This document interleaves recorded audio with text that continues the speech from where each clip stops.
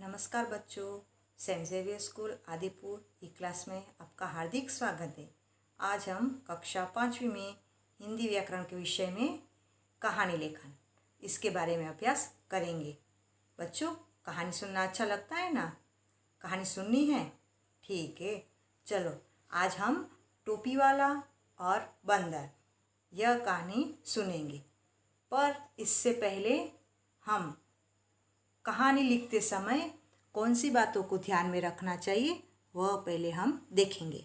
तो देखिए कि कहानी लिखते वक्त आपको यह सारी बातें ध्यान में रखनी है। कहानी की रूपरेखा को समझ ले। कहानी की रूपरेखा ગુજરાતીમાં કહીએ તો મુદ્દાઓ। તમને વાર્તાના જે મુદ્દાઓ આપેલા છે સૌથી પહેલાં તેને બરાબર વાંચી જાઓ અને સમજી લો। કહાની કે ક્રમ से વિસ્તાર કરો। કહાનીના જે મુદ્દા આપેલા છે એને વાંચી ગયા પછી જ્યારે તમે લખો છો ત્યારે વ્યવસ્થિત એ મુદ્દા જે રીતે આપેલા છે એ રીતે લાઇનમાં લખાણ લખવાનું છે અને વિસ્તારથી। કહાની ભૂતકાળ में लिखनी चाहिए। વાર્તા લખો છો એ હંમેશા ભૂતકાળમાં મોટા ભાગે લખાતી હોય છે એટલે ભૂતકાળમાં લખવી। કહાની की लिखावट स्वच्छ और सुंदर होनी चाहिए। તમે જે વાર્તા લખો છો તેનું લખાણ એકદમ સુંદર અને સ્વચ્છ અક્ષરોમાં હોવું જોઈએ અને વાક્ય વ્યવસ્થિત ટૂંકાણ લખાણવાળું અને યોગ્ય રીતે લખેલું હોવું જોઈએ। યોગ્ય વિરામ ચિહ્નો का उचित प्रयोग करना चाहिए।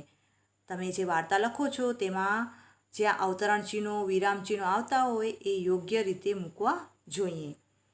कहानी की भाषा शुद्ध और मुहावरेदार होनी चाहिए।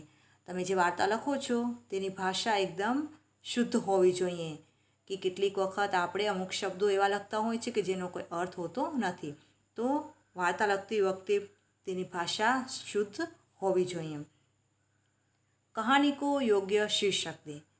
જ્યારે તમે વાર્તા લખો છો તો સૌથી પહેલાં મુદ્દાઓ બધા બરાબર વાંચી લ્યો, પછી કહાની એટલે કે વાર્તા લખવાની શરૂઆત કરો છો તો સૌથી પહેલાં શીર્ષક આપો કે આ કહાનીનું શીર્ષક શું આવી શકે અને કહાની 3 થી 4 ભાગમાં લખો છો અને છેલ્લે અંતમાં બોધ એ વાર્તા પરથી તમને શું શીખ કે બોધ મળે છે એ તમારે લખવાનું છે।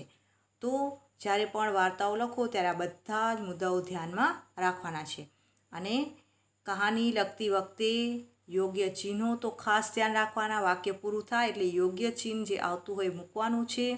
હિન્દીમાં સીધા અક્ષરોમાં લખવાનું હોય, મરોડદાર અક્ષરમાં લખાણ લખાય નહીં। તો આ રીતે આ બધી બાબતો તમારે ધ્યાનમાં રાખી અને વાર્તા લખવાની છે। चलो बच्चों, अब आपको कहानी सुननी है ना? तो चलिए अब हम कहानी सुनते हैं। देखो बच्चों, टोपी वाला और बंदर। एक बार टोपियों का व्यापारी टोपी बेचने निकला था। वह शहर की ओर जा रहा था।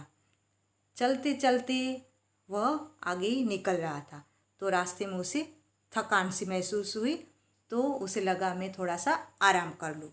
तो उसने अपनी टोकरी नीचे रखी और एक पेड़ के नीचे वो आराम करने बैठ गया और ऐसे ही आराम करते करते वह सो गया।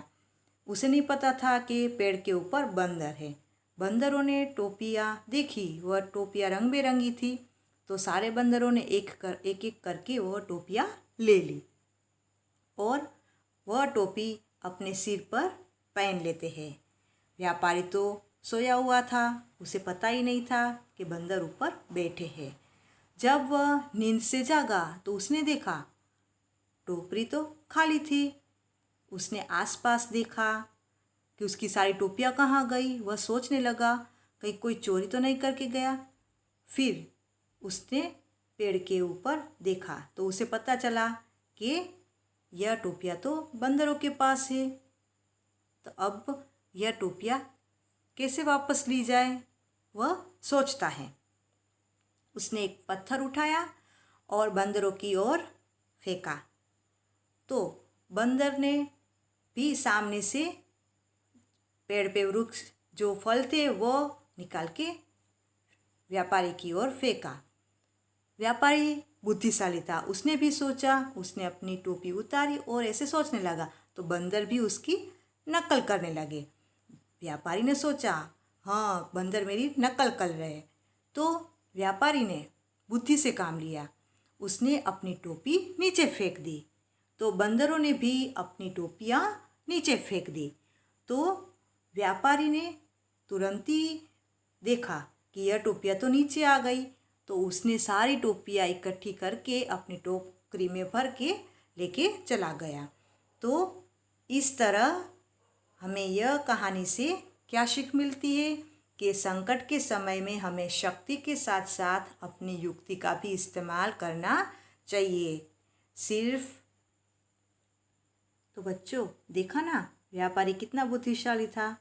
तो इस तरह से कभी भी कोई मुश्किल काम हो तो बुद्धि से काम लेना चाहिए, तो हम उसमें से बाहर निकल सकते हैं और अपना काम पूर्ण कर सकते हैं। तो आज हमने टोपी वाला और बंदर कहानी में देखा कि टोपी वाला अपनी बुद्धि से अपनी टोपियाँ कैसे इकट्ठी करके खुश हो जाता है। तो कहानी सुनने में मज़ा आया ना बच्चों? आपका दिन शुभ रहे। Thank you.